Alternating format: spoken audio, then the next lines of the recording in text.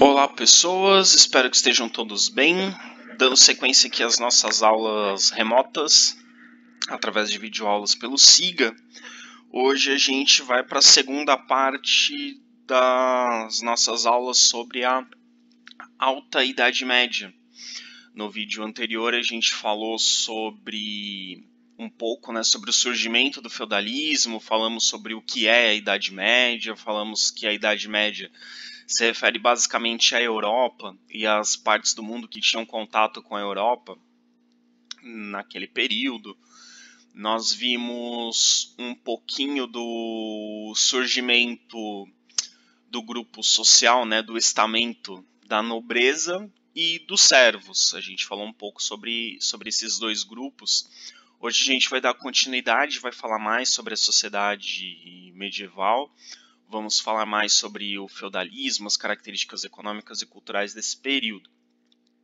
Bom, a gente terminou o vídeo passado falando sobre os servos, falando sobre o condicionamento dos servos, sobre como eles faziam um juramento para servir ao senhor feudal e como eles estavam vinculados a esse juramento, eles não eram escravos, a gente frisou bem isso no vídeo passado, que o servo é diferente do escravo. O escravo ele é uma propriedade, ele pode ser vendido, comprado. O servo é uma pessoa livre, ele livremente escolhe ser servo, mas a partir do momento que ele faz um juramento de fidelidade ao senhor feudal, ele está vinculado ao senhor feudal pelo resto da vida, porque ele não pode quebrar esse juramento. A gente está numa sociedade extremamente religiosa, então você quebrar um juramento é mentir, mentir é um pecado grave. Mas enfim, não era só a vida do servo que era complicada na Idade Média. A Idade Média é um período da história em que as condições de vida são muito precárias. As invasões à Europa, as invasões bárbaras, por exemplo, tornam a vida fora do feudo muito perigosa. Então, você viver na cidade é muito complicado, é muito difícil. Por isso que as pessoas estão fugindo das cidades e indo morar nos feudos. A gente tem um êxodo urbano. As cidades europeias diminuem muito de tamanho. A gente viu que no Império Bizantino a gente tem a cidade de Constantinopla, que é muito grande, que chegou até 1 milhão de habitantes. No mundo islâmico a gente tem cidades muito grandes, a gente tem a cidade de Bagdá, que chegou até 1,5 milhão de habitantes durante a Idade Média. Mas na Europa, uma cidade grande é uma cidade com 10 mil habitantes na Europa. Então, no final da Idade Média, as maiores cidades da Europa vão ter 25 mil habitantes, 30 mil. É muito difícil que passasse de 50 mil, 50 mil já era um número absurdo de habitantes dentro da Europa, então, dentro das cidades europeias. Então a gente tem principalmente na alta Idade Média, 10 mil habitantes já é muita gente. Numa cidade é raro as cidades chegarem a ter isso, E muitas cidades foram completamente abandonadas, muitas cidades meio que deixaram de existir durante a alta Idade Média. A grande maioria das pessoas vai para o campo e quem não é nobre vai viver em regime de servidão. Essas invasões bárbaras, além de diminuírem o tamanho das cidades, elas também vão enfraquecer o comércio. Então, como era muito perigoso fazer o transporte de mercadorias de uma área para outra, o comércio dentro da Europa não é que ele deixa de existir, mas ele se torna muito, muito, muito pequeno. É uma atividade muito, muito, muito pouco praticada. Você tem pouquíssimos comerciantes e esse comércio é muito pouco movimentado dentro da Europa. Então, a gente tem uma queda, um declínio absurdo do comércio dentro da Europa. A gente viu que os muçulmanos, o mundo islâmico e o Império Bizantino têm um comércio muito forte. Dentro da Europa, o comércio ele é quase zero. Não chega a ser completamente zero, ele continua existindo, mas ele é muito pequeno, ele é muito fraco. Entre outros motivos, porque as estradas eram muito perigosas. Dentro dos feudos você está protegido, mas as estradas, que é por onde circulavam os comerciantes levando mercadorias de uma cidade para outra ou de um feudo para o outro, eram muito perigosas. Então poucas pessoas se arriscavam nesse comércio. como eu já expliquei, a população das cidades caiu, né? Porque as cidades não têm o castelo, né, do senhor feudal. Os castelos estão nos feudos. A cidade não tem uma fortaleza. A cidade não tem condições de se defender de um ataque nas invasões bárbaras. Então as pessoas preferem viver no feudo do que viver na cidade. Por conta de tudo isso, o feudo era autossuficiente. Os feudos procuravam produzir tudo que sua população precisava. Então, o alimento necessário para a sobrevivência da família do nobre e dos servos era produzido pelo próprio feudo. Os próprios camponeses costuravam as próprias roupas, faziam os próprios calçados, fabricavam os próprios utensílios. Era muito pouca coisa que vinha de fora do feudo através do comércio. Por conta disso, por conta do objetivo dos feudos ser a sobrevivência do próprio feudo, eles não tinham como objetivo produzir excedentes para venda. Como eles não produziam excedentes para venda, os feudos praticamente não tinham atividade comercial de vender seus produtos para fora. O objetivo do feudo é produzir o que o próprio feudo precisa. Eventualmente podia sobrar algo, mas o que eventualmente sobrava, muitas vezes era armazenado, era guardado para períodos de fome, para períodos de guerra. Então não se tinha tanto a ideia do feudo produzir para vender. Por isso que a gente fala que dentro do feudalismo, o lucro não é o objetivo, como é no sistema capitalista, por exemplo, que é o nosso regime atual, ou no mercantilismo, que é o sistema econômico que vai surgir logo após o feudalismo. No feudalismo, o lucro não é o objetivo é a autossuficiência do feudo. Isso também ajuda o comércio a diminuir, já que você não tem produção de excedentes para fazer um grande comércio. Além disso, né, além do próprio objetivo da produção não ser o comércio, né, não ser a produção de excedentes, a gente tem o fato de que na Europa tem poucas técnicas agrícolas conhecidas e a terra era muito mal aproveitada.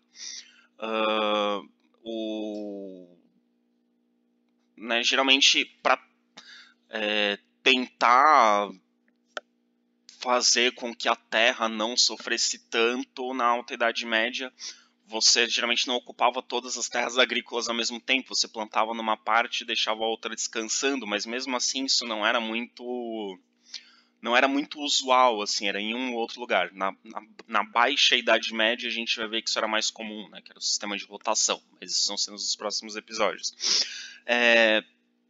Então na Idade Média você não tem as técnicas de adubação, técnicas de preparo do solo.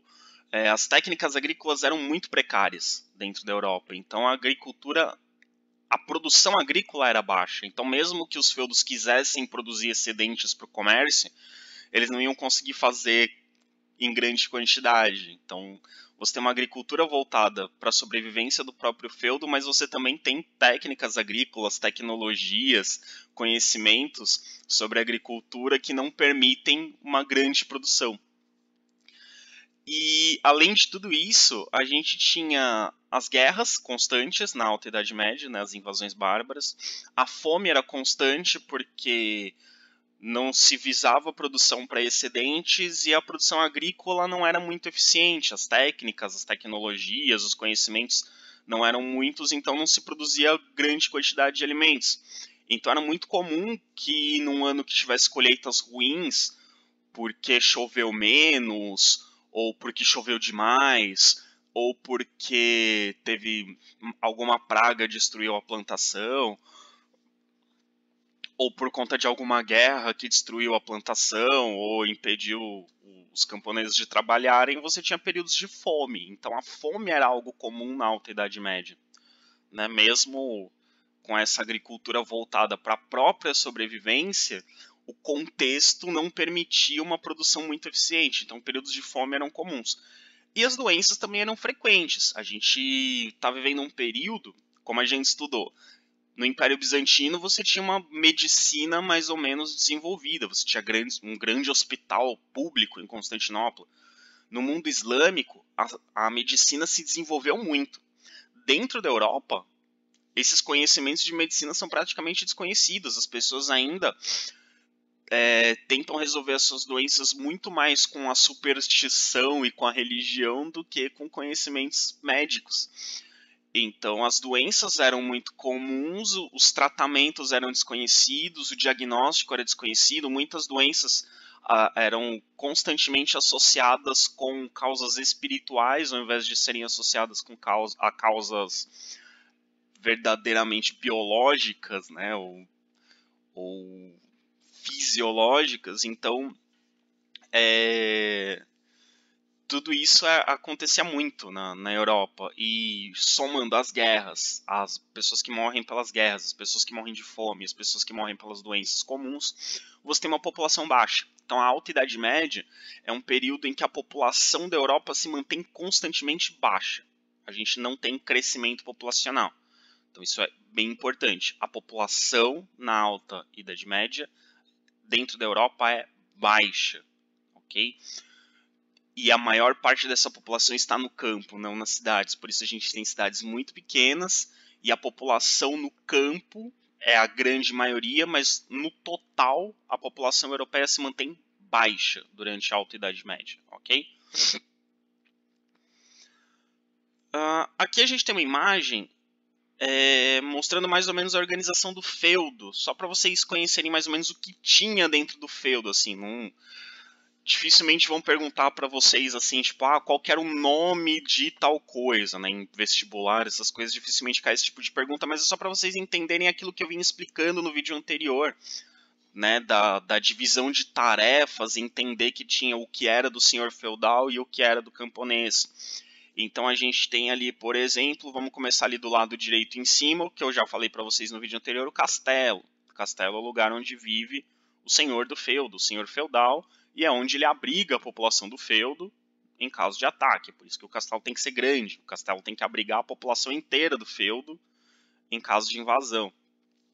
Ali embaixo a gente tem a reserva senhorial, que são as terras do senhor feudal cultivada pelos trabalhadores. Vocês vão reparar que está escrito em espanhol, porque foi a melhor imagem que eu encontrei na internet e ela estava em espanhol. Os nomes dos lugares estão em espanhol, mas enfim. Então ali a gente tem as terras do senhor feudal, que são cultivadas pelos trabalhadores. Então a reserva senhorial são as terras que pertencem ao senhor feudal. Então o servo ele tem a obrigação de trabalhar alguns dias da semana nas terras do senhor feudal. E tudo que é produzido nas terras do senhor feudal pertence ao senhor feudal. Ok? Então essa é a reserva senhorial.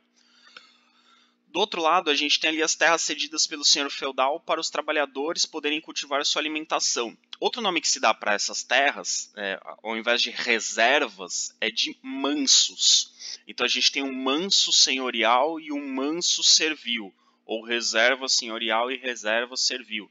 Então a reserva senhorial ou manso senhorial são as terras que pertencem ao senhor feudal, tudo que é produzido nelas pertence ao senhor feudal.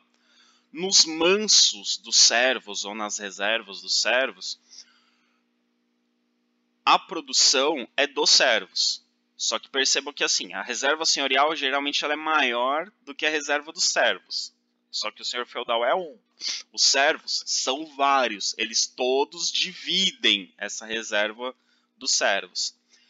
E nem tudo que é produzido na reserva dos servos fica para os servos. Uma parte do que eles produzem nessa reserva vai também para o senhor feudal, né? Como um imposto ou como uma obrigação, né? A talha, uma parte do que você produz para você, vai para o senhor feudal. Ali em cima a gente tem a aldeia, que é onde vivem os servos, onde viviam os servos, né? Então tem dentro do feudo você tem uma aldeia, não chega a ser uma cidade, uma aldeia, né, onde vivem os camponeses. E mais acima ali a gente tem as terras comunais. As terras comunais são bosques, pastos para criação de gado. Dentro desses bosques você tem árvores frutíferas, árvores que vão fornecer madeira para lenha, para construção, e você tem animais que podem ser caçados. Então, dentro das terras comunais, dentro dos bosques, tanto os servos podem extrair o que tem ali, quanto o nobre pode extrair o que tem ali. Né? Os servos só não podem caçar, porque a caça é exclusiva dos nobres, porque só os nobres podem ter armas. Então quem caça é o nobre. Mas os servos podem usar essas terras comunais, por exemplo, para extrair frutas das árvores frutíferas, para cortar lenha. Eles podem usar essas terras como pasto para criar gado, ovelhas, enfim. Então, terras comunais porque elas podem ser usadas tanto pelo nobre quanto pelos servos, né? Mas se o nobre, por exemplo, ele quiser restringir o acesso, aí deixam de ser terras comunais, só o nobre tem acesso. Mas você tem ali uma área que dentro do feudo que pode ser usada por todos, né? Então, essa é a ideia das terras comunais. Então, é uma área, digamos, uma área de preservação ambiental. Bom, não exatamente, né? Mas tem ali mata nativa, tem bosques, dependendo da região tem florestas, e pode ser usada por todos, né? Bom, voltando a falar sobre a sociedade, né? No vídeo passado eu já dei uma introdução falando sobre a sociedade estamental, apresentei para vocês o terceiro estado, que são os servos, e o segundo estado, que são os nobres. Hoje a gente vai falar um pouco sobre o primeiro estado também, que é o clero. Então, como eu estava explicando para vocês, a sociedade é uma sociedade estamental porque as posições são fixas. Quando você está em um dos estamentos, você não pode mudar para outro. Se você nasce numa família de servos, você será servo, seus filhos serão servos. Isso não muda. Se você nasce numa família de nobres, você será nobre, seus filhos serão nobres. Isso não muda. Não tem como um servo se tornar nobre, não tem como um nobre se tornar servo. Ah, mas e se o rei transformar um servo em cavaleiro, der um título de nobreza? No comecinho da Alta Idade Média, isso até era possível. Ao longo da Alta Idade Média, como a gente viu no vídeo anterior, isso se torna impossível, porque o título de nobreza, aos poucos, ele se torna hereditário. O nobre passa o título para o seu filho, né? O filho mais velho herda o título de nobreza do pai. Então vai deixando de ser concedido pelo rei, vai deixando de ser concedido pelo suzerano, vai se tornar um título hereditário, um título de nobreza. Então um nobre nasce nobre, sempre vai ser nobre, essa condição não muda. O servo nasce servo, sempre vai ser servo, essa condição não muda. O único grupo que não é por nascimento é o clero. O clero são os membros do que a gente chama de hierarquia da igreja. O que é a hierarquia da igreja? São os diáconos, os padres, os bispos. Você já deve ter ouvido que na igreja católica existem os cardeais e existe o papa. Os cardeais e o papa são bispos, né? A hierarquia da igreja é composta por diáconos, padres, né, que são sacerdotes, ou presbíteros. Todos esses nomes são nomes que a Igreja Católica usa para se referir aos padres, sacerdote, presbítero, né, enfim. E você tem os bispos, são, digamos, 3 graus na hierarquia, né? O diácono é mais para o serviço, o padre é o que celebra a missa, é o que celebra os sacramentos da Igreja Católica, e o bispo ele tem uma função de comando, digamos, né? Ele comanda um território da Igreja Católica que a gente chama de diocese hoje em dia. O cardeal é um bispo com um cargo, é um bispo mais importante, e o papa é o bispo mais importante de todos, porque ele não comanda só uma região da igreja, ele comanda a igreja inteira, mas o papa também é um bispo, né? E o clero é o único que não é por nascimento por motivos óbvios, ninguém nasce padre, né? A pessoa se torna, né? A gente vai ver que na Baixa Idade Média vai surgir meio que uma diferenciação entre que é o alto clero e o baixo clero, né? Quando a gente for estudar a Baixa Idade Média, a gente vai ver essa diferenciação. Aí o alto clero geralmente são pessoas que vêm da nobreza, o baixo clero pessoas que geralmente vêm dos servos. Então alguém pode nascer servo e se tornar membro do clero, alguém pode nascer nobre e se tornar membro do clero. Mas geralmente dentro do clero, quem ocupa cargos mais altos veio de uma família nobre. Quem ocupa cargos mais baixos veio de uma família de servos, né? Então tem um pouco essa diferenciação. né, dentro do clero. E o clero é o primeiro estado, é o grupo mais importante.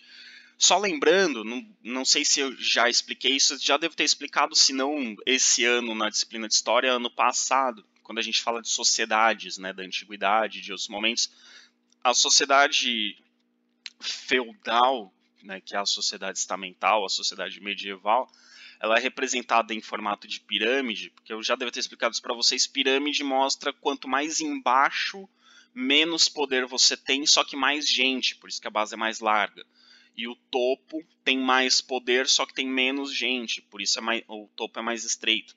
Então o clero é o grupo mais importante, mais poderoso, com mais prestígio na sociedade medieval, só que eles são a minoria, tem poucos na sociedade. Abaixo deles você tem os nobres, tem menos poder do que o clero, tem menos importância, menos prestígio, só que é um grupo um pouco maior.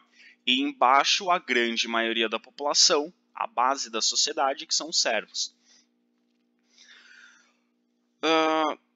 Essa divisão, pessoal, ela é interessante para a gente perceber como que as pessoas na Idade Média enxergavam o mundo e a sociedade. As pessoas na Idade Média não acreditavam que era todo mundo igual. Isso é uma ideia contemporânea, isso é da época do Iluminismo para frente, que vocês vão estudar só no final do ano. As pessoas não acreditavam que eram todos iguais. As pessoas acreditavam que eram todos diferentes. Né, que as pessoas nasciam com direitos diferentes, com privilégios diferentes. Isso era absolutamente aceitável na Idade Média, isso era absolutamente comum. Só que ao mesmo tempo eles também entendiam que mesmo as pessoas sendo diferentes, que cada estamento, né, da sociedade tendo uma função específica, essas funções se complementavam e um dependia do outro. Então você tem uma hierarquia na sociedade, você tem o clero acima de todo mundo, você tem a nobreza e você tem os servos na base. Os servos tendo que obedecer aos nobres e tendo que obedecer ao clero.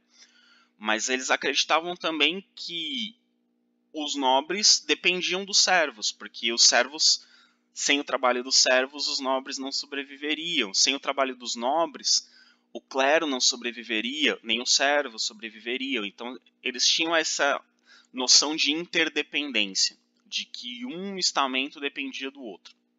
Né? E qual que é a função de cada um na sociedade? O clero é o responsável pela salvação das almas.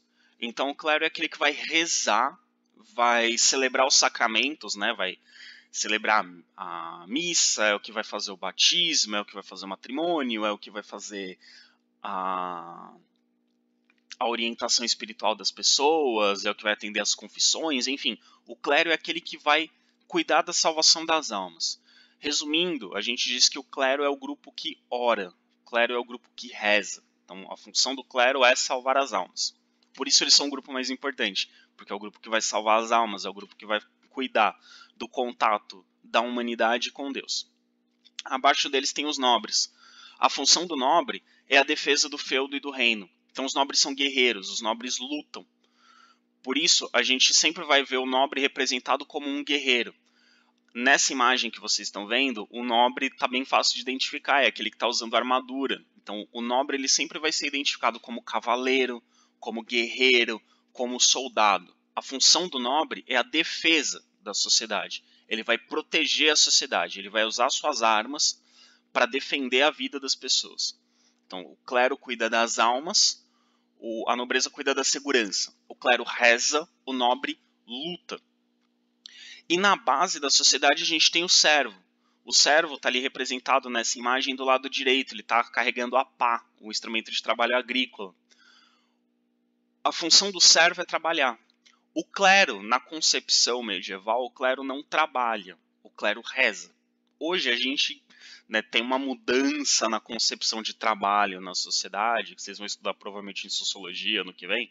A gente tem uma mudança na concepção do trabalho. Hoje em dia, o que os padres fazem é considerado trabalho. Mas nessa época, cuidar das almas não era trabalhar. Mesma coisa os nobres. Lutar, guerrear, não era considerado trabalho. O que é trabalho? A produção de alimentos, a produção de utensílios, de roupa, de calçado, o artesanato, enfim, cuidar da sobrevivência da sociedade, cuidar daquilo que as pessoas precisam para sobreviver. Então essa é a função do servo. Então o terceiro estado, né, o grupo dos servos, é aquele que trabalha. E ali do lado esquerdo, né, quem sobrou é o padre, ele representa o clero. Uma das formas de identificar o clero na Idade Média é esse corte de cabelo que a gente chama de tonsura, que é deixar o topo da cabeça raspado e com cabelo só em volta da cabeça. Esses eram alguns grupos, algumas ordens religiosas tinham essa forma de identificar, né? O clero se identifica ou pela forma que corta o cabelo ou pela forma de se vestir. Ao longo da Idade Média, o clero vai criando formas para se distinguir do restante da sociedade. Como é uma sociedade estamental, é importante que cada grupo seja facilmente identificado. Quando você olha para uma pessoa, você já tem que saber de cara qual grupo social ela pertence. Então, o clero vai criando, né, formas de se identificar, de se diferenciar dos demais. Os nobres são identificados pelas armas, e os camponeses, os servos, pelas roupas simples, pelas ferramentas de trabalho.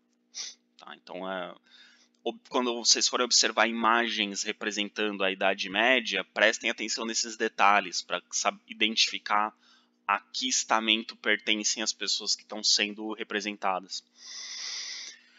Aqui é um trecho de um discurso, de uma fala, né, de uma pregação de um bispo medieval, que é o bispo Aldebaran, que era bispo de uma cidade chamada Laon, se não me engano, na França. Se não era na França, era na Espanha, mas enfim, depois a gente dá uma pesquisada. Então, Aldebaran, ele descreve a sociedade medieval e ele explica, né, para a sua época, né, como que funciona essa sociedade, né, segundo a visão da Igreja Católica. Ele dizia o seguinte: os nobres são os guerreiros, protetores das igrejas, defensores do povo, dos grandes como dos pequenos. A outra classe é a dos servos. Esta raça infeliz nada possui sem sofrimento. Alimentos e roupas, os servos fornecem tudo a toda a gente. A casa de Deus, que se crê una, está, pois, dividida em três. Alguns rezam, outros combatem e outros trabalham. Estas três partes que coexistem não suportam ser separadas. Os serviços prestados por uma são a condição das obras das outras duas. Então ele está dizendo o seguinte, né, a sociedade é dividida em três. Né, a casa de Deus, a igreja, né, a comunidade dos cristãos no mundo, que aí, né, na Idade Média eles pensam a casa de Deus, a igreja, como a humanidade inteira. Então está dividido em três grupos. Você tem os que rezam, você tem os que lutam e você tem os que trabalham. E ele reconhece que os servos têm uma vida muito difícil, muito complicada, né? Uma classe feliz, uma raça infeliz que nada possui sem sofrimento. Então ele reconhece que os servos são explorados, que a vida dos servos é muito difícil. Mas ele diz também que sem o trabalho dos servos, os outros grupos não sobrevivem. Só que também sem o trabalho dos nobres, né? Sem a função dos nobres, os outros grupos não sobrevivem. Sem a função do clero, os outros grupos não sobrevivem. Então, cada estamento tem uma função na sociedade e as três funções precisam ser executadas pelo bem da sociedade inteira. Então, aqui é uma visão de que cada estamento tem que fazer a sua parte pensando no coletivo, pensando no total, pensando na sociedade inteira. Aí você vai me perguntar, professor, mas todo nobre agia pensando no bem comum? Não. Existem e existiram pessoas egoístas em todos os momentos da história. Então, aqui é um ideal, né? Todas as pessoas na sociedade agiam pensando nisso? Não. Você tinha nobre que pensava em si mesmo, pensava em explorar os seus servos e ter uma vida cada vez mais confortável e esquecia do resto. Você podia ter eventualmente padres que não estavam nem aí pro povo. Você podia ter servos que também trabalhavam ali porque não tinham outra opção, não estava querendo o bem comum. Mas o ideal dessa sociedade era que cada grupo exercesse as suas funções pensando no bem de todos. O membro do clero tem que falar, eu rezo pela salvação de todos. O nobre tem que pensar, eu luto pela segurança de todos. E o servo tem que pensar, eu trabalho para sustentar a todos. Então, pensava-se a sociedade como grupos distintos, grupos separados, grupos com funções específicas, mas grupos que dependem um do outro para sobreviver. Ok? Agora vamos falar da igreja. A igreja católica na Idade Média é muito importante, então a gente vai dedicar bastante tempo para falar sobre ela e ela vai aparecer de novo na Baixa Idade Média. Durante toda a Idade Média a igreja vai ter muito poder, muita força, muita importância. Por quê? Na Idade Média as pessoas eram muito religiosas. Até aí nenhuma novidade. A gente viu que na Antiguidade, no geral, as pessoas eram muito religiosas. Os gregos eram muito religiosos, os egípcios eram muito religiosos, os hebreus eram muito religiosos. Até aí nenhuma novidade, né? Na Antiguidade as pessoas eram muito religiosas, na Idade Média seguem sendo. Acontece que agora, na Idade Média, a gente tem uma igreja que no final da Antiguidade, no final do Império Romano, passou a ser a igreja oficial de praticamente toda a Europa, porque era a igreja oficial do Império Romano, e você tem um pensamento religioso único, influenciando todo o continente. Antes você tinha, as pessoas eram muito religiosas, mas cada povo tinha uma religião. Agora, na Idade Média, toda a Europa, exceto o pedaço que foi dominado pelos muçulmanos na Península Ibérica, toda a Europa, né, então tirando a Península Ibérica, que era dos muçulmanos, vai ser católica. Então você tem um pensamento religioso único por todo o continente. Então a igreja vai ter um papel muito importante. Numa sociedade muito religiosa, a igreja tem um papel muito forte. Vai ter uma influência muito grande sobre o pensamento das pessoas. Entre outros motivos, as pessoas acreditavam, por exemplo, que a sociedade era dividida em estamentos porque Deus quis assim. E o raciocínio era muito simples, né? As pessoas, na sociedade medieval, se você nasce numa família de nobres, você é nobre.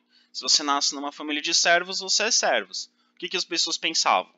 É Deus que escolhe a família que eu vou nascer. Deus me criou e Deus me fez nascer nessa família. Então, se Deus me fez nascer numa família de nobre, é porque Deus queria que eu fosse nobre. Se Deus me fez nascer numa família de servos, é porque Deus queria que eu fosse servo. E tá tudo bem. E quem entra para o clero? Quem recebe o chamado de Deus. Recebi um chamado de Deus, vou entrar para o clero. Então, percebam que as pessoas acreditavam que a sociedade era da forma que era porque Deus quis assim. Então, não tinha muito questionamento. Vou me revoltar contra a minha condição de servo. Por que eu vou me revoltar se foi Deus que quis que eu fosse servo? Então, tem essa influência do pensamento religioso sobre a sociedade de um modo geral. Além disso, além de ser uma sociedade muito religiosa, a Idade Média, e isso infelizmente é uma coisa que não dá pra gente estudar tanto, que é a história das religiões ou a história do cristianismo propriamente dita. A gente fala de coisinhas assim por alto quando a gente vai falar de religião nas aulas de história. Mas é um assunto que, se alguém quiser, depois a gente pode conversar em separado, mando materiais para vocês, e que é um assunto bem interessante e bem importante também pra gente entender o mundo que a gente vive. Mas na Idade Média, o pensamento religioso é muito focado na ideia de pecado. Como assim, focado na ideia de pecado? A maioria das ações das pessoas que são muito religiosas nesse período é por medo de ir para o inferno. Então as pessoas têm muito medo do pecado e das punições que o pecado pode acarretar. Né? As pessoas seguem os 10 mandamentos porque têm medo de ir para o inferno. Né? Isso é interessante a gente perceber isso, porque é uma característica que vai mudando ao longo da história do cristianismo. Em séculos posteriores, a gente vai ter pensadores católicos tentando focar não no medo do inferno, mas no amor a Deus. Né?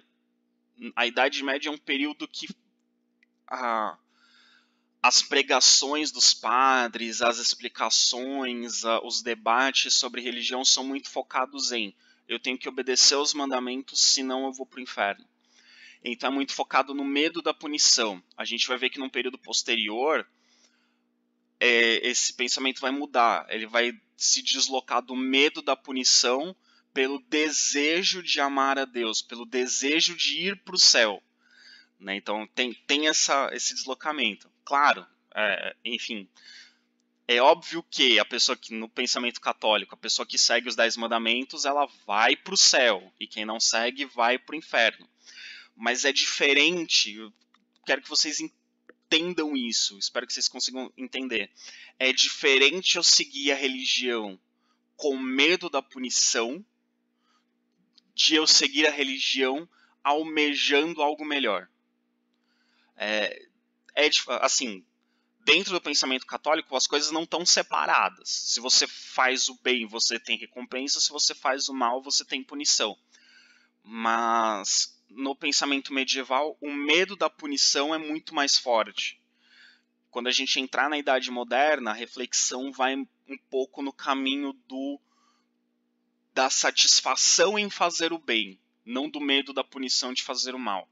Mas, enfim, claro, né, ao longo da Idade Média, você vai ter pensadores, você vai ter teólogos falando das duas coisas, né? Mas, digamos assim, o católico médio, a pessoa comum que vai à missa todo domingo, ela está muito mais pensando no medo do inferno, no medo do pecado, do que na satisfação, na recompensa de fazer o bem, ok?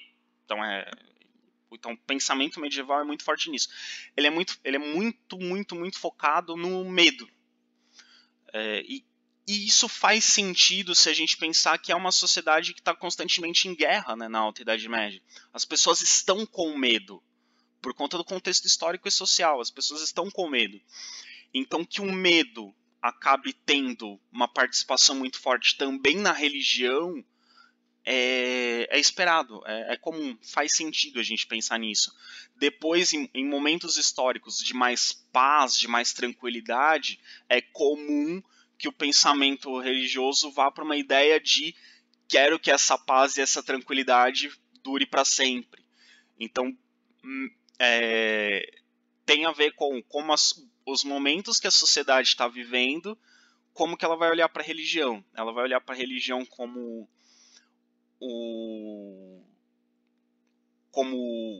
aquilo que vai me punir se eu fizer algo errado, vai olhar para a religião como algo que vai me trazer satisfação se eu seguir corretamente o que ela ensina.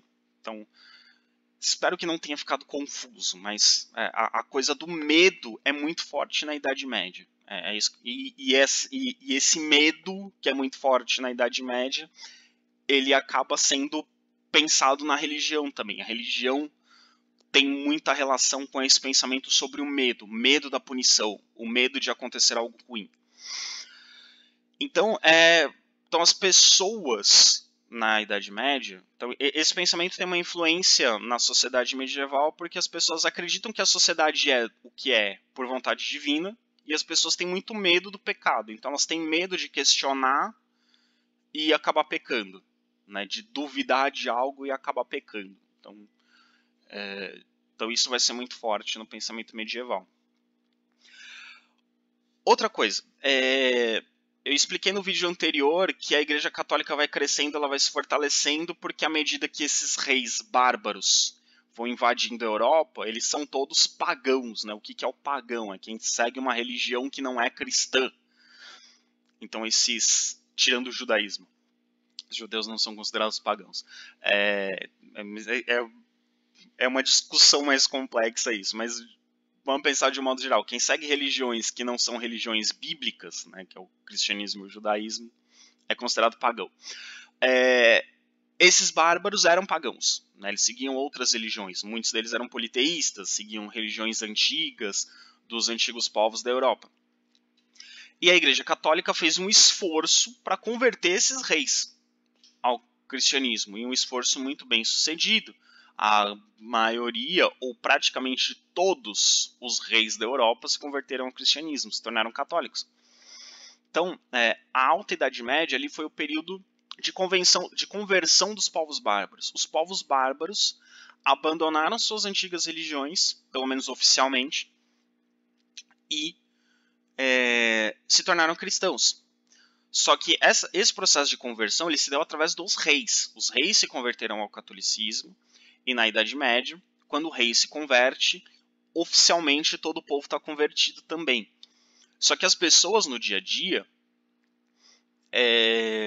continuavam seguindo suas práticas religiosas como antes, né? Continuavam seguindo suas antigas religiões, né? Por exemplo, os bárbaros de origem céltica, eles tinham muitos cultos ligados à natureza, de divindades ligadas à natureza, aos bosques, a fazer suas cerimônias religiosas a céu aberto, né? Então você tem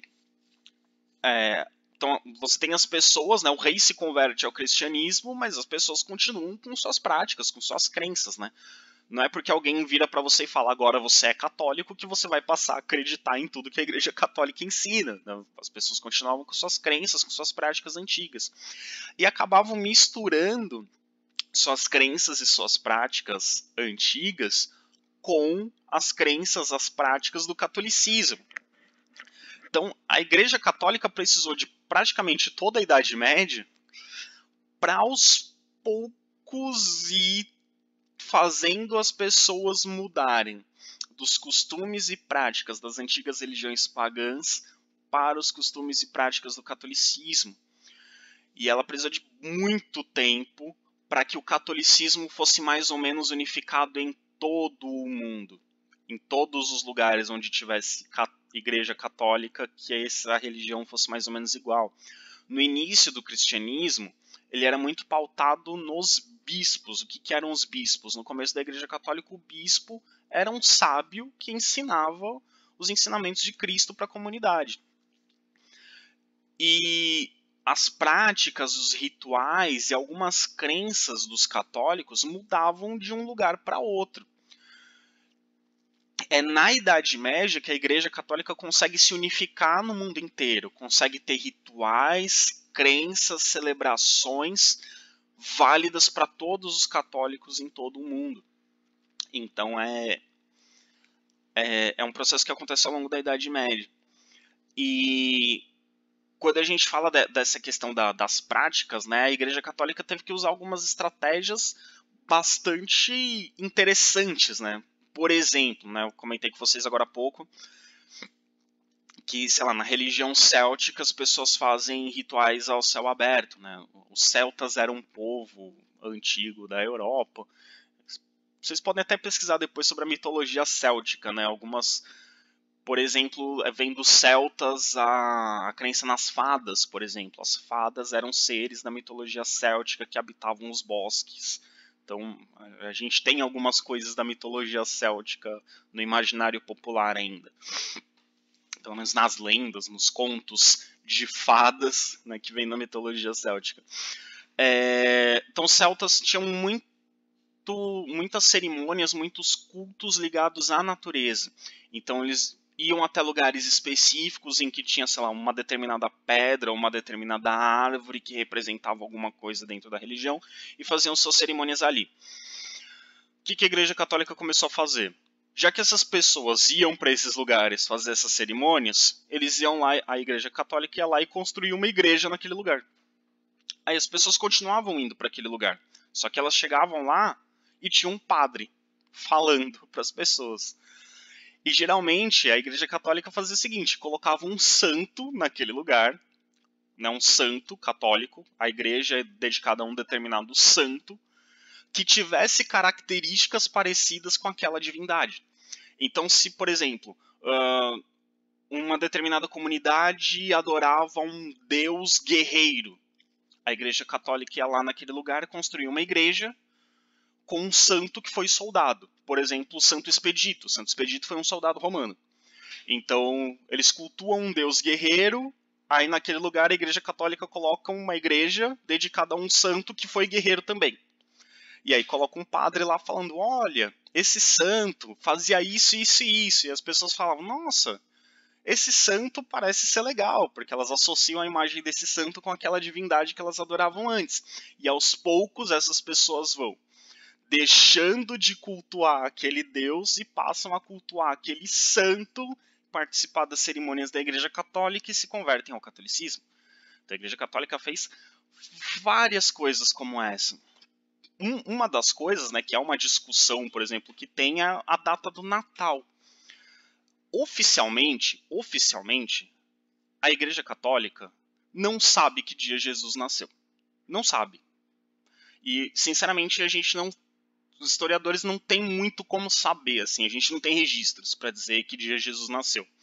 Alguns estudos, algumas pesquisas, e isso é utilizado por algumas igrejas, por algumas denominações cristãs, inclusive a Igreja Católica Oriental faz isso. Existem estudos que acreditam, que apontam que Jesus nasceu ali por volta do mês de março. Mas não tem uma data, assim a gente não tem uma confirmação, né? Então por que a Igreja Católica escolheu o dia 25 de dezembro? Porque o final do ano ali, o dia 21 de dezembro, é o primeiro dia do verão. E muitas religiões pagãs fazem cerimônias no solstício do verão. Ou no solstício do inverno, né, no hemisfério norte. Verão é o primeiro dia do verão no hemisfério sul, é o primeiro dia do inverno no hemisfério norte, 21. Então ali naquele período ali, 20 e poucos de dezembro, muitas religiões pagãs fazem cerimônias nessa época, né, nesse período. Fazem cerimônias religiosas. Então a Igreja Católica colocou uma das suas festas mais importantes, que é o Natal, justamente nesse período, que era um período em que muitos cultos pagãos eram feitos, inclusive do antigo Império Romano. Na religião do Império Romano, esse período era um período de festas religiosas importantes. Então a Igreja Católica colocou uma das suas festas mais importantes nesse período, porque as pessoas já faziam suas práticas religiosas nesse período, então mantiveram-se fazendo nesse período, só que agora voltadas ao catolicismo. Então a Igreja Católica tem essas estratégias, né? E essa imagem aí que vocês estão vendo no vídeo agora é o batismo de um desses reis, o rei Carlos Magno, que foi o rei dos francos, uma figura muito importante na Idade Média. Então, a igreja tentou se aproximar dos reis para convertê-los e, consequentemente, converter a população. Nesse período, pessoal, o Papa teve um papel muito importante. Na antiguidade, ali, do surgimento do cristianismo até ali por volta do século VI, mais ou menos, como é que é até ali o começo da Idade Média. A Idade Média começa no século V, então a gente ali até o século VI, século VII. Como eu expliquei para vocês, o catolicismo era muito pautado nos bispos. Os bispos locais, os bispos que eram a princípio sábios que ensinavam a mensagem de Cristo às pessoas, depois os bispos passaram a ser pessoas nomeadas pela Igreja Católica, né, nomeadas pelo Papa. E o Papa nada mais é do que o bispo da cidade de Roma. O Papa é um bispo, só que como Roma foi escolhida a sede da Igreja Católica, né, a sede do poder da Igreja Católica, porque era a capital do antigo Império Romano, né, então era considerado o centro do mundo. Então o bispo de Roma, que é a sede da Igreja Católica e sede do poder mundial na época do Império Romano, se tornou o chefe da Igreja Católica inteira. Então ele é um bispo, ele é o bispo da cidade de Roma. Só que por ele estar só que como Roma é a sede da igreja, ele governa a igreja inteira.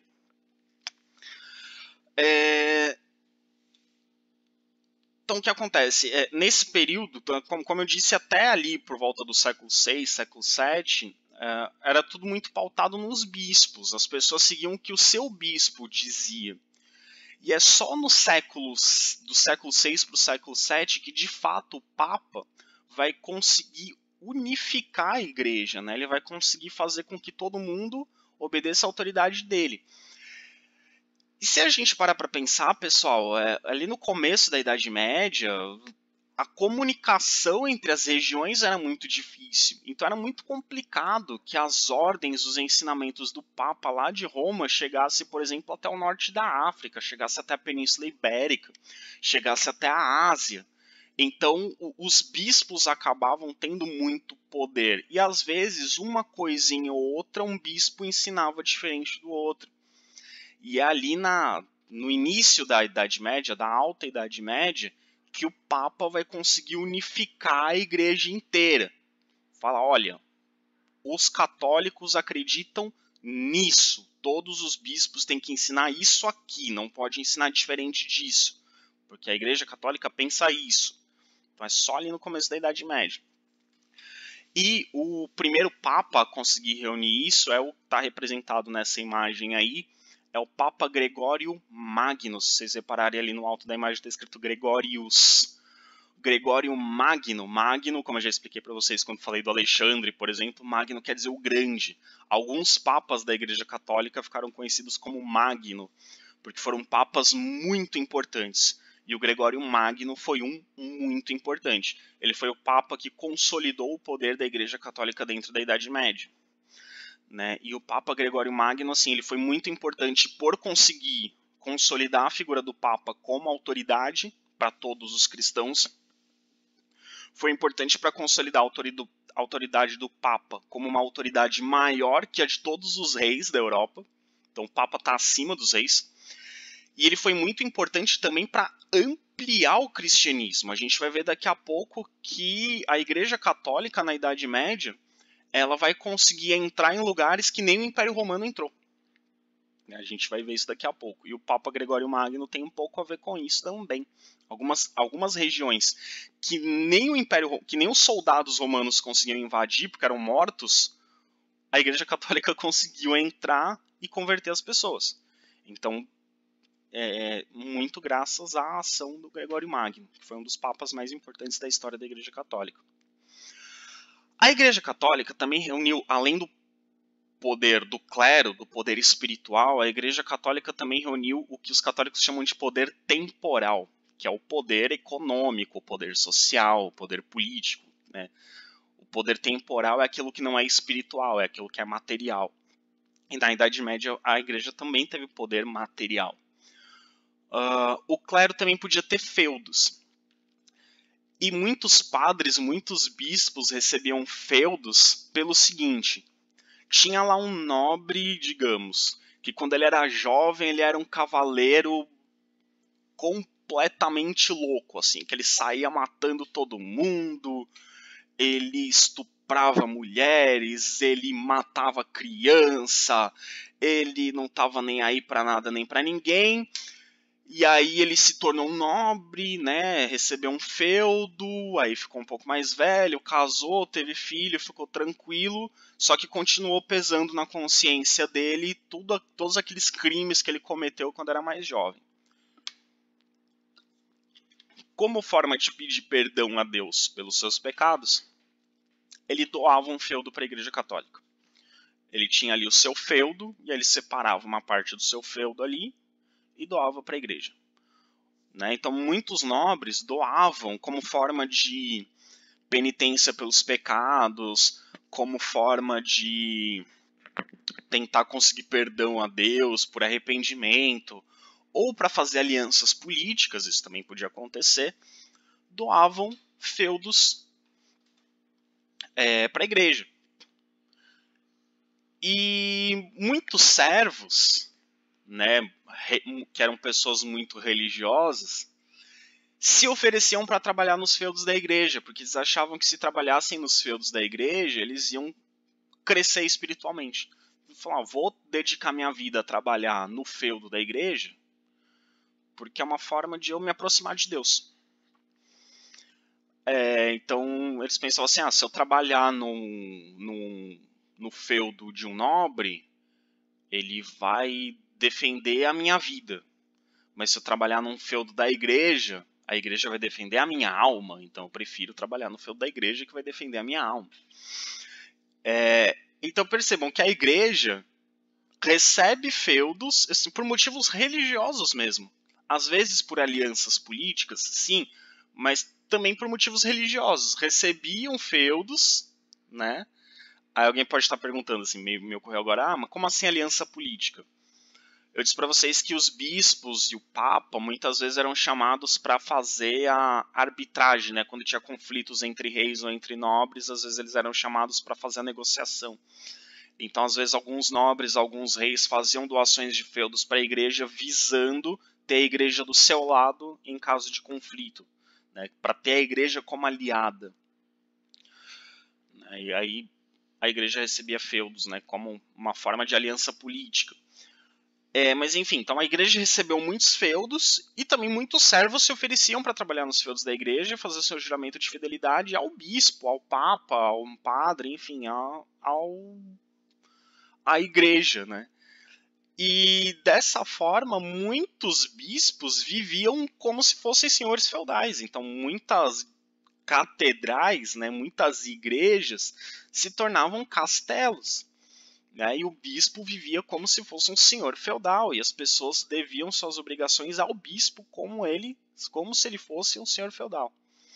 Isso fez com que a igreja, na Idade Média, acumulasse muitas riquezas materiais. Então, não só o poder espiritual a Igreja Católica tinha na Idade Média, ela acabou acumulando também um poder econômico. Ela tinha muito feudo, muita riqueza. Isso fez com que a igreja tivesse muito poder.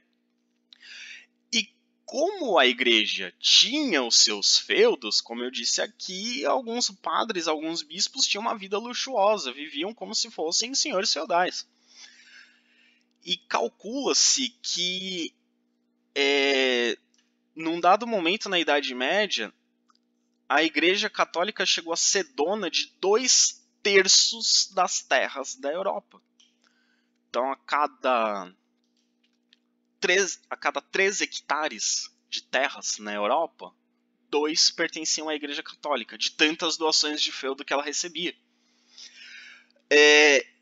E como a Igreja Católica acabou tendo esse vasto poder econômico, ela acabou precisando também ter um poder militar. Então, muitos bispos e o próprio Papa tinham a seu serviço cavaleiros, tinham soldados. Então, a Igreja, como dona de feudos, ela também acabou se tornando suzerana. Então, para ajudar a defender os seus feudos, a Igreja Católica nomeava nobres, nomeava cavaleiros como senhores feudais de algumas terras para ajudar a igreja a defender essas terras. Afinal de contas, o clero não é guerreiro, ele precisa desses guerreiros. Então a igreja se tornou muito poderosa na Idade Média. Ela já tinha o poder espiritual, ela acabou tendo também um poder econômico, e por essa influência que ela tinha sobre os reis e sobre os nobres, acabou tendo também um poder político. Então a igreja se tornou a instituição mais poderosa da Idade Média. Tanto a igreja católica domina a religião, domina o conhecimento, né, domina o pensamento das pessoas, tem um grande poder econômico, tem um grande poder político, e graças a essas alianças que faz com os nobres, tem também um poder militar. Então a Igreja Católica é extremamente poderosa na Idade Média. Ok? Por isso que a gente fala da importância tão grande que ela tinha. Mas, apesar de alguns padres, alguns bispos viverem de forma luxuosa, viverem em castelos, terem muitos servos à sua disposição, muitos membros do clero também levavam uma vida de pobreza. Então, muitos membros do clero tinham uma vida simples. Aliás, eu diria que a maioria dos membros do clero tinha uma vida muito simples. Muitos deles, inclusive, se dedicavam a trabalhos braçais. Mesmo o trabalho braçal, o trabalho pesado, sendo função do servo, alguns membros do clero, no seu dia a dia, se dedicavam a essas atividades. Se dedicavam à agricultura, se dedicavam a cuidar de animais, né, trabalhavam em oficinas. E também muitos se dedicavam à atividade intelectual. Né?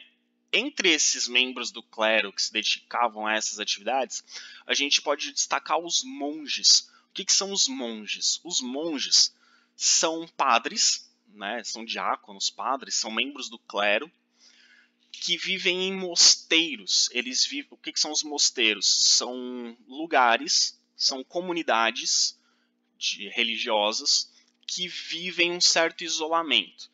Depende, assim, varia um pouco de mosteiro para mosteiro. Tem mosteiro que eles não têm contato nenhum com o mundo exterior. Tem mosteiros que eles têm um pouco de contato com o mundo exterior. Na Idade Média tinha mosteiros que eles tinham muito contato com o mundo exterior. Mas são comunidades de membros do clero que se separam, né, se isolam do resto do mundo para viver uma vida de oração. Eles vivem focados na oração. Como a função do clero é rezar, né, a principal função do clero é rezar pela salvação das almas, então eles se isolavam para fazer só isso, rezar pela salvação das almas. Mas como eles estavam isolados do resto do mundo, algumas dessas comunidades, eles tinham que fazer todo o trabalho. Então eles tinham que fazer as próprias roupas, tinham que fazer o próprio alimento. Então eles tinham que executar trabalhos equivalentes ao trabalho do servo. Só que além desse trabalho manual, desse trabalho braçal, eles também faziam trabalhos intelectuais, uma atividade intelectual. Eles estudavam e eles tinham bibliotecas. Como nessa época a gente ainda não tem a imprensa, a gente não tem impressoras para fazer as cópias dos livros, as cópias dos livros das bibliotecas medievais, desses mosteiros, eram feitas à mão, que é o que a gente está vendo ali na imagem de cima. Então você tinha monges que o trabalho deles, a principal atividade era fazer a cópia dos livros. Livros religiosos, né, a Bíblia, livros sobre a vida de santos, livros de teologia, mas também livros de filosofia, livros de ciência, principalmente os textos da antiguidade, de autores gregos, de autores romanos. Então, muitas coisas que a gente sabe, muitas obras que a gente tem contato da antiguidade, de filósofos, principalmente gregos, né, de pensadores gregos de um modo geral, a gente conhece por conta do trabalho desses monges, que faziam a cópia desses livros, né? Eu disse para vocês na aula sobre islamismo que os muçulmanos tiveram um trabalho muito importante, né?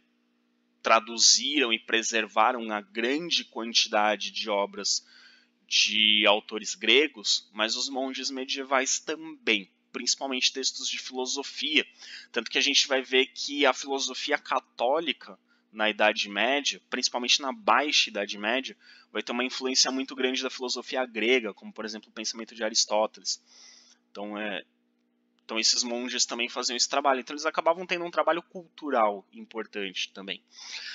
A imagem de baixo, o pessoal representa ali um pedaço de uma página de um desses livros, né? Ela foi feita à mão. Então, reparem que não era só um trabalho de cópia, mas também tinha um trabalho artístico, né?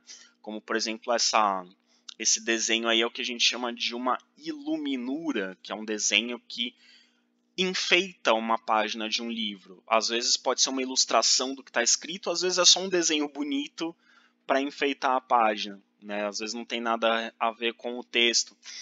E algumas dessas iluminuras eram usadas para destacar a primeira letra de um capítulo, a primeira letra de um parágrafo. Essa primeira letra mais caprichada e maior e em destaque é o que a gente chama de capitular. Então, como eu estava dizendo, a gente tem os mosteiros na Idade Média. Eles surgem na Idade Média e vão ter uma grande importância na Idade Média. Os mosteiros é a vida religiosa em reclusão. Eles se separam do resto do mundo para viver uma vida religiosa. E dentro dos mosteiros, existiam 3 atividades essenciais. A oração, que é a função do mosteiro, né? A razão de ser desses monges que vivem ali. O monge é quem vive no mosteiro. Só que além da oração, o trabalho. Mas trabalho não é coisa de servo? Dentro dos mosteiros, o monge também trabalha. Que pode ser aquele trabalho de cópia dos livros, mas pode ser trabalhar na horta. Pode ser trabalhar cuidando de animais. Pode ser trabalhar na limpeza. Pode ser trabalhar na cozinha. Pode ser trabalhar fazendo as roupas. Então você tem o trabalho. Né? Tanto que tem até uma discussão assim, dizendo que na Idade Média o trabalho era mal visto, o trabalho não era valorizado, o trabalho era coisa de servo, era coisa de pessoa inferior. Não é bem assim, porque monges que faziam parte do clero também trabalhavam, ok? Então tem uma... A gente tem que prestar atenção nesse detalhe, assim. Pode ser que na sociedade, de um modo geral, as pessoas vissem assim, trabalho é coisa de servo, é coisa de pobre, coisa de camponês. Mas a gente não pode esquecer que dentro dos mosteiros os monges trabalhavam, né? Então, essa visão de que o trabalho é uma coisa ruim, uma coisa inferior, não é bem assim na Idade Média, né? Prova disso são os mosteiros. E a terceira atividade essencial é o estudo. Se a gente pensar que na Idade Média a grande maioria da população é analfabeta, e é analfabeta porque saber ler e escrever não faz diferença na vida da maioria das pessoas, pensa na vida do servo. O servo tem que saber trabalhar na agricultura e cuidar de animais e costurar. Ele precisa saber ler e escrever para fazer alguma dessas coisas?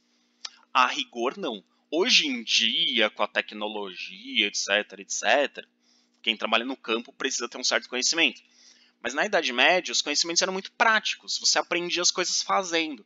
Então, saber ler e escrever não era essencial para o servo. E também não era essencial para o nobre. A maioria dos nobres também era analfabeta. Né? Você tinha que saber lutar. Adquirir conhecimento, você não precisa adquirir conhecimento. Né? Se você tiver um bispo como conselheiro, quem precisa ter conhecimento é o bispo. Então, quem tem conhecimento é o clero. Por isso que o clero estuda, não só os monges, o clero de modo geral. Na Idade Média, quem sabe ler, escrever, quem estuda, quem tem conhecimento, quem tem acesso a livros, etc, etc, etc, é o clero. Tem nobres que têm conhecimento? Tem, mas eles são a exceção, não são a regra. Tem servos que têm conhecimento? Raríssimo, raríssimo. Até tem, mas é raríssimo. Então quem estuda é o clero. E o clero estuda não porque o clero é apaixonado pela ciência. Bom, até tinha clérigos que eram, tem monges que eram, né? Os principais avanços científicos da Idade Média vêm da igreja, vêm dos mosteiros. Mas o estudo é principalmente pelo fato de que eles precisam estudar a Bíblia. Eles precisam estudar a Bíblia. E para interpretar a Bíblia, não é só ler a Bíblia, mas ter um conhecimento de filosofia, ter um conhecimento de literatura, ter um conhecimento às vezes de matemática, de ciências básico. Então, por isso, os intelectuais da Idade Média são os clérigos, né? Tanto que se vocês procurarem no dicionário a palavra intelectual, um dos significados é justamente padre, ou clérigo, dependendo do dicionário vai aparecer assim, mas porque na Idade Média os intelectuais, as pessoas que pensavam, que estudavam, eram os padres, né? Então a oração, então pensando aqui num mosteiro, né, nesses padres que vivem retirados, né, da sociedade, que vivem nessas comunidades. A vida deles é oração, trabalho e estudo. Inclusive, quem tiver curiosidade para conhecer mais sobre a vida desses monges medievais, vocês encontram na internet um livro que se chama Regra de São Bento. São Bento é o fundador de uma ordem religiosa, de um grupo religioso de monges, que são os monges beneditinos. Então, lá na Regra de São Bento, ele tem o regulamento de como funcionavam os mosteiros beneditinos, quais eram as atividades de cada um, o que os monges tinham que fazer ao longo do dia, em cada época do ano. Quem tiver curiosidade, dá para procurar isso depois. O que eles faziam lá de trabalho? Eles cultivavam campos. Tinha mosteiro que era pequenininho, mas tinha mosteiro que era praticamente um feudo, que tinha terras imensas. Então, cultivavam campos, fabricavam os utensílios que usavam no dia a dia, né, os utensílios domésticos, digamos assim, vestuário, construção de edifícios. Às vezes o mosteiro era construído pelos próprios monges. Vamos iniciar um novo mosteiro aqui. Precisa construir. Quem vai construir? Os próprios monges. Então, e também máquinas que eles utilizavam também eram feitas, né? Claro, quando a gente fala de máquinas, a gente não está falando de máquinas motorizadas, máquinas manuais, movimentadas pela própria força humana. E também fazer uma cópia dos evangelhos, de textos de escritores gregos e escritores romanos, né? Que é aquele trabalho de cópia que está de novo representado aqui nessa imagem. Essa escultura está numa igreja. Eu não sei agora dizer para vocês qual igreja que é, mas está representado ali um monge copista, né? Um monge que trabalha fazendo a cópia dos livros. o trabalho intelectual desses monges, né, então ele tinha a ver com a leitura dos textos religiosos. Então eles tinham os horários, né? Tem os horários de oração, que são vários momentos ao longo do dia, que essa é a função principal deles. Tem os horários de trabalho, de cuidar da horta, cuidar dos animais, enfim, os trabalhos variados. E tem os horários de estudo. Então eles tinham que fazer a leitura dos textos religiosos, a leitura da Bíblia, a leitura da vida dos santos, dos textos de teólogos. Mas também tinha a parte de estudo dos documentos e textos antigos, dos autores gregos e romanos, principalmente. Então, você tinha um trabalho que não era só religioso, né? Nesse trabalho com os autores gregos e romanos, tinha estudos principal sobre filosofia, mas tinha um ou outro estudo sobre geografia. Na Europa, a geografia não era tão forte, a geografia era mais forte no mundo islâmico. Mas você tem estudos sobre natureza, sobre o universo, né, sobre astronomia. Então você tem vários conhecimentos que são estudados além do conhecimento religioso dentro dos mosteiros. E essas cópias desses livros eram ilustradas com as luminuras que eu já expliquei para vocês e eram encadernadas em capas de couro. Então o livro era costurado, né, à mão, a capa era costurada, né, então ou eram feitos em forma de pergaminho, né, de rolos de pergaminho. Então isso era tudo feito manualmente, por isso era um trabalho, dependendo do livro, às vezes o monge ficava anos para terminar a cópia de um livro e a encadernação, porque não era, né, igual vocês copiam matéria da lousa, era feito à mão, com muito cuidado, com muito detalhe, né, para ser bem guardado e valorizado depois. Então aqui a gente tem, né, mais algumas imagens, né, com as iluminuras, né, com as letras capitulares que eu expliquei para vocês.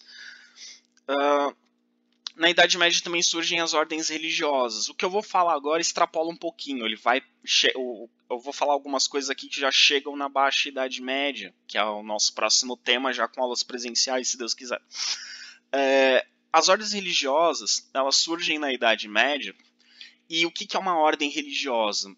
A ordem religiosa é um movimento, um grupo dentro da Igreja Católica que escolhe algum aspecto do cristianismo, algum aspecto da vida de Cristo, para a partir desse, para assim viver de forma mais profunda esse aspecto, e a partir desse aspecto vivido de forma mais profunda e vivendo o restante da espiritualidade cristã.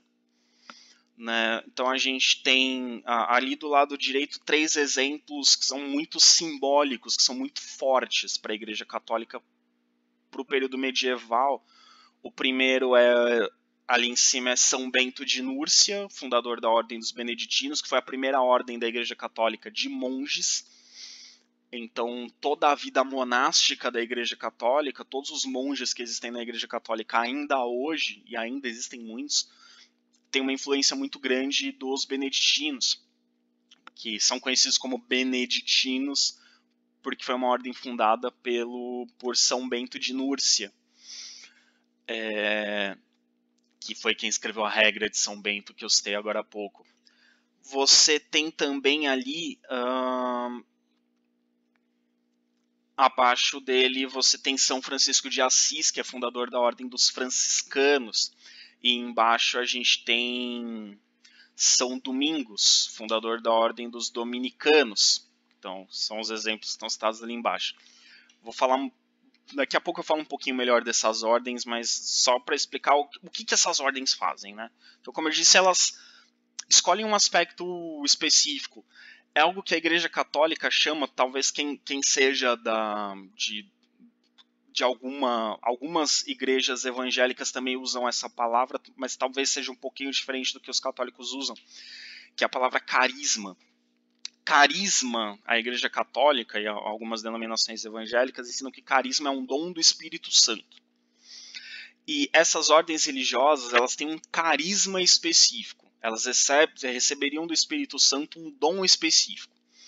E através desse carisma, desse dom específico, elas vão viver de um modo especial algum aspecto do cristianismo e a partir desse aspecto ir vivendo os demais. Então eles vão focar num determinado aspecto da espiritualidade cristã para a partir desse aspecto viver de forma mais plena a experiência cristã. Então, no caso dos beneditinos, eles têm a coisa do foco na oração. Então, eles se retiram do resto da sociedade para viver de forma mais intensa a oração. E a partir da vida de oração e vivendo os outros tópicos da vida cristã. Os franciscanos e os dominicanos, eles surgem na Baixa Idade Média, tá? É mais para frente, mas o que eu estou dizendo aqui das ordens é desde a Alta Idade Média que elas vão surgindo. Existem inúmeras ordens dentro da Igreja Católica. E ainda hoje surgem, não mais com o nome de ordens, né? Surgem com nomes de institutos, congregações, enfim, mas existem diversas na Igreja Católica. Os franciscanos foi uma ordem fundada por São Francisco de Assis, e por isso que eles são conhecidos como franciscanos, mas o nome oficial da ordem é Ordem dos Frades Menores. Frade quer dizer irmão. E São Francisco de Assis, ele, na verdade,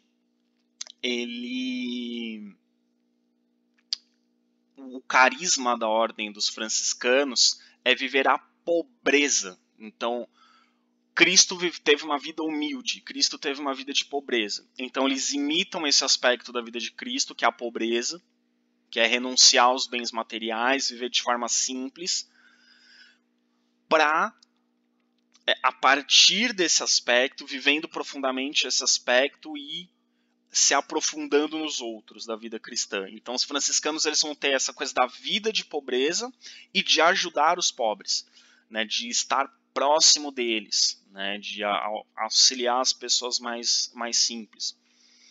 E a Ordem dos Dominicanos, também o nome oficial da Ordem dos Dominicanos é a Ordem dos Pregadores. São dominicanos porque foram fundados por São Domingos.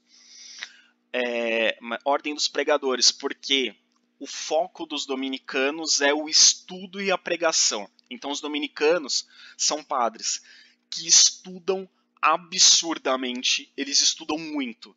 Muito, muito, muito, muito. E eles estudam muito para quê? Para eles fazerem boas pregações, boas homilias, bons sermões. Por isso, a Ordem dos Pregadores. Eles estudam para pregar o evangelho, para ensinar para as pessoas. Prova disso, considerado o maior teólogo da história da Igreja Católica, o maior pensador da história da Igreja Católica, foi São Tomás de Aquino. São Tomás de Aquino era um padre dominicano, ele era da Ordem dos Pregadores. Então, os dominicanos, eles são conhecidos até hoje na Igreja Católica como uma ordem de pessoas que estudam muito. São pessoas muito eruditas, os dominicanos, de um modo geral. E aqui em Uruguaiana a gente tem, né, a ordem religiosa mais conhecida é a dos carmelitas, né, a ordem dos carmelitas também tem uma relação ali com o final da Idade Média, a Idade Moderna, né? Os carmelitas também têm uma ordem, também são uma ordem dentro da Igreja Católica. Enfim, tem inúmeras, tem várias dentro da Igreja Católica, que são só alguns exemplos. E essas ordens, na Idade Média, elas tiveram um papel social muito importante, porque elas faziam ações de caridade, né, como, por exemplo, ajudar os órfãos. Na Idade Média, os orfanatos que existiam eram todos da igreja. Aliás, isso é muito comum, até muito recente, assim, é da Idade Contemporânea, final do século XIX, que vai se pensar numa coisa que hoje a gente chama de assistência social. Na Idade Média, quem fazia isso, na Idade Média, na Idade Moderna, no começo da Idade Contemporânea, o que a gente chama hoje de assistência social era feita pela Igreja Católica e pelas ordens religiosas, basicamente. Então, orfanatos eram todos da Igreja Católica. Asilos para idosos, todos da Igreja Católica. Cuidar dos pobres, não existia Bolsa Família na Idade Média. Quem cuidava, dava alimentos ou ajudava financeiramente os mais pobres, os desempregados, os vulneráveis da sociedade, os doentes, era a igreja ou as ordens religiosas, né? Os mosteiros, era muito comum que os mosteiros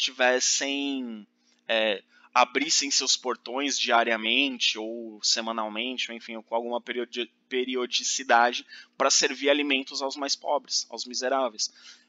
Cuidar dos doentes, alguns mosteiros tinham hospitais. Na Idade Média, na Europa você não tem hospitais.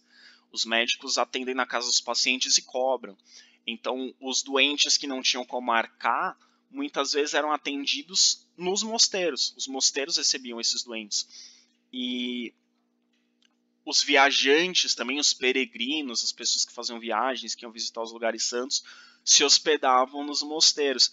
Então, algumas coisas, né, da história da hotelaria, da história da hospedagem, da história dos restaurantes, tem a ver com essas ordens religiosas, principalmente com os mosteiros. Os mosteiros, todo mosteiro tinha, a gente vai ver daqui a pouco o esquema de um mosteiro, mas o mosteiro tinha quartos para receber hóspedes, os mosteiros tinham refeitórios para atender a comunidade externa.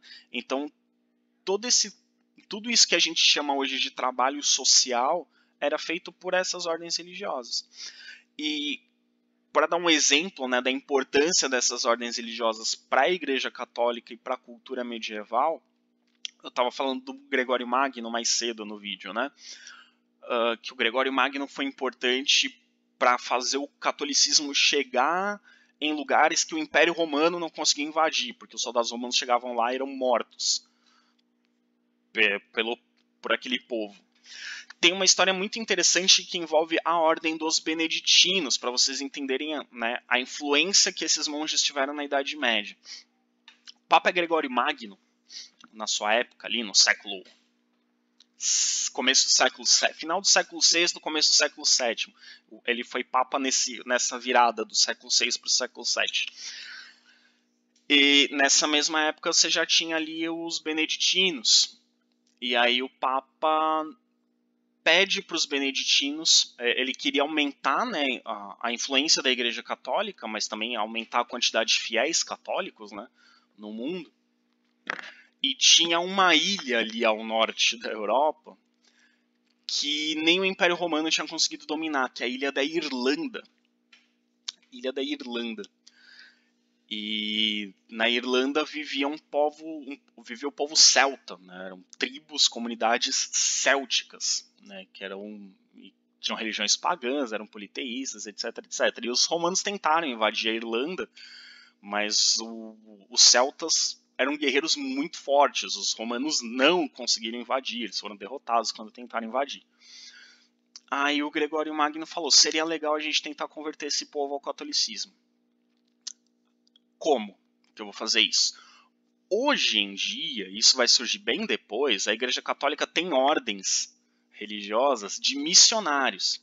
A gente vai ver na Idade Moderna, tem, por exemplo, os jesuítas. São ordens religiosas especializadas em viajar para lugares onde não tem catolicismo e converter as pessoas ao catolicismo.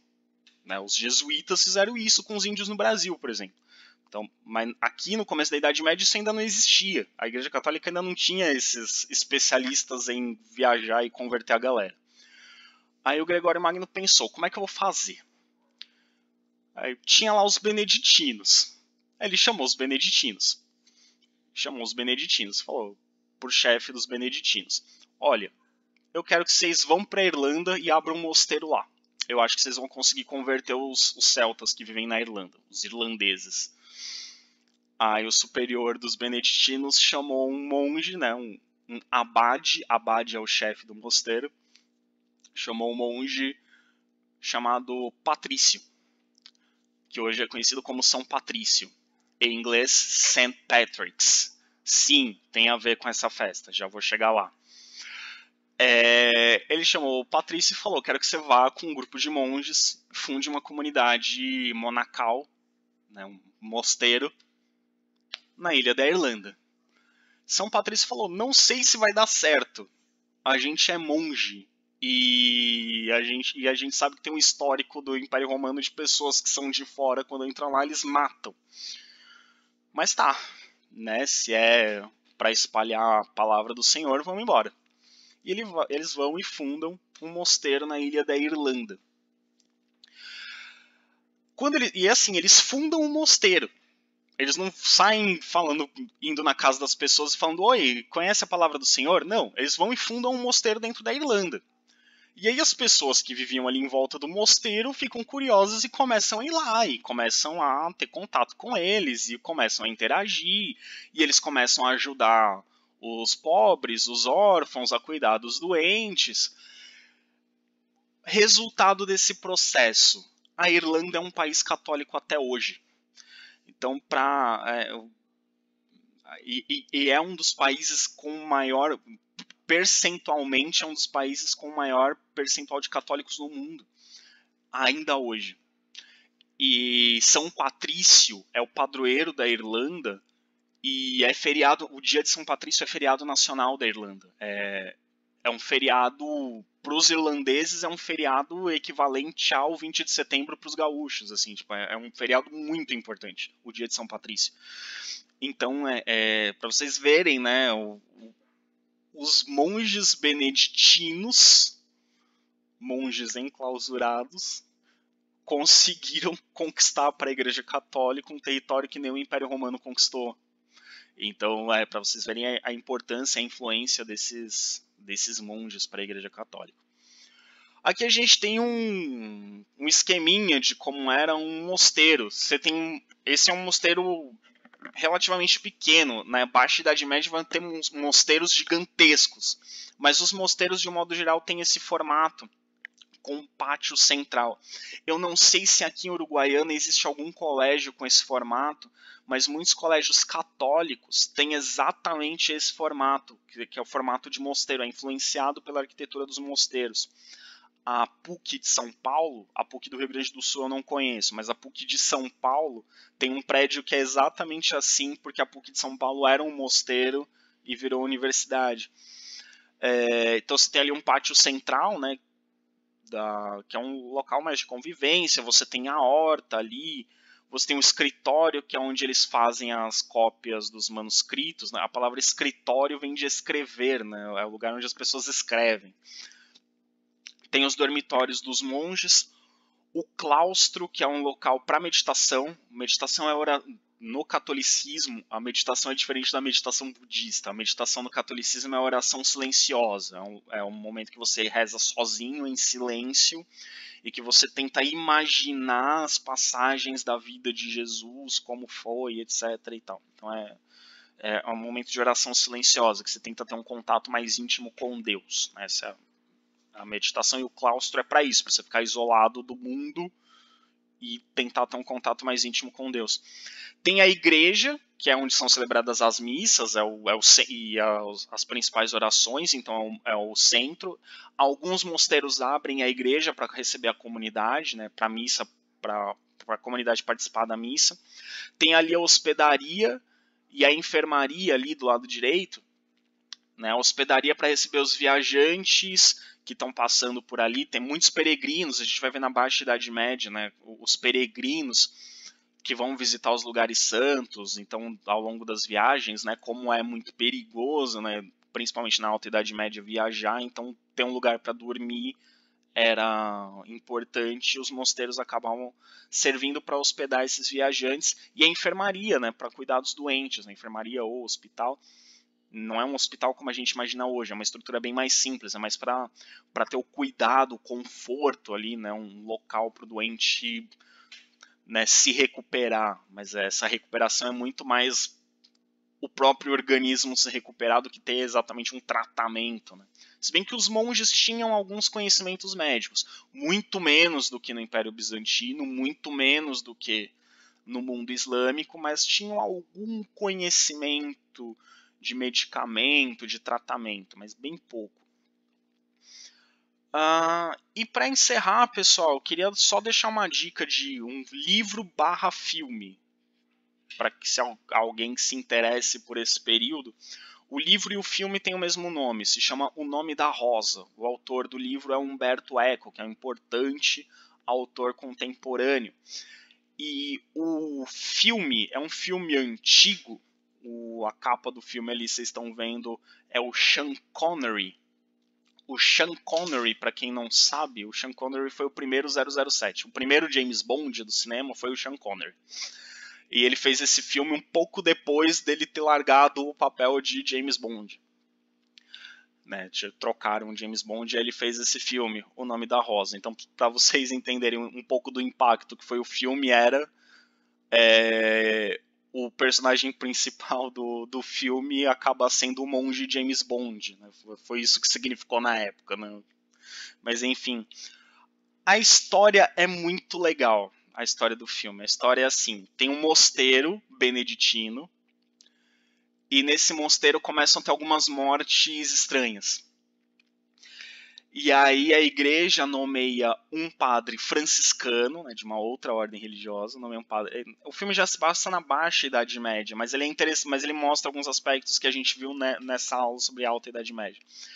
E aí a igreja nomeia um padre franciscano para ir investigar, né? Nomeia alguém de fora para investigar esses assassinatos. Alguém deve estar pensando, nossa, mas que coisa estranha, né? Um mosteiro, filme na Idade Média, um padre investigando assassinato de monge. É muito legal, é um filme de suspense muito legal. Parece que não, mas é um filme muito legal. E aí o filme é interessante porque ele mostra a diferença de pensamento das ordens religiosas, né? Mostra o franciscano conversando com o beneditino, como eles pensam diferente sobre algumas questões. No filme também aparecem padres dominicanos, né? E os dominicanos e os franciscanos tinham uma certa, entre aspas, rivalidade, né? Os franciscanos e os dominicanos surgem mais ou menos na mesma época, e eles têm... Ambos têm a coisa do viver a pobreza, só que os dominicanos são mais intelectuais, eles são mais focados na coisa da pregação, de estudar, de argumentar, né, convencer as pessoas com ideias, e os franciscanos são mais de pôr a mão na massa, digamos, de ir lá ajudar os pobres, de, né, dar comida para as pessoas. Então tem essas diferenças, né, entre eles.